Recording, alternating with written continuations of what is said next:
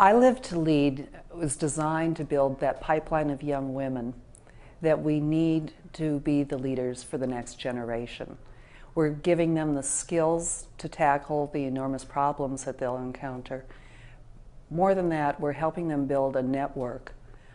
We call it the Old Girls Network of Tomorrow, where they're meeting other young women from around the world that are as talented in leadership as they are, and forming this network, meeting other inspirational role models. In Washington, D.C., our international summit happens during the summer. We bring young women from around the world. They meet very diverse cultures and learn from each other. But they also meet these incredible women, women ambassadors, women senators, CEOs, different individuals from the State Department, NGOs, the number 2 at USAID, that show them what women can accomplish. And even more than seeing what these women can accomplish, they form a relationship and see that these women who have achieved a great deal believe in them and their capability of achieving something. And that's why we're so happy to be here at the forum, because they're exposed to a whole nother group of very dynamic, exciting women.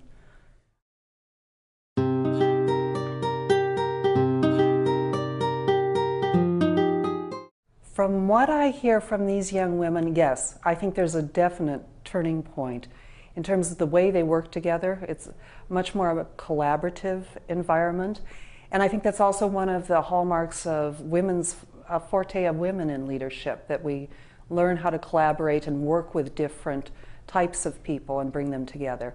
And as the world is becoming international and seamless, it's a skill that we need to have for leadership.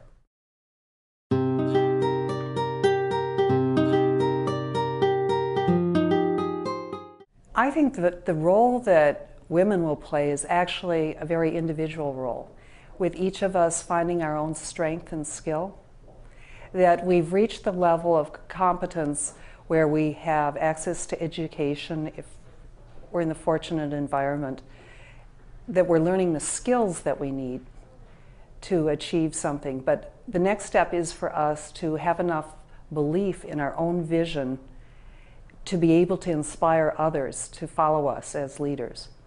And that's where I see the transformation happening, like with the generation that we're working with, is teaching them to have that vision and the faith in their vision to go out and lead and make change.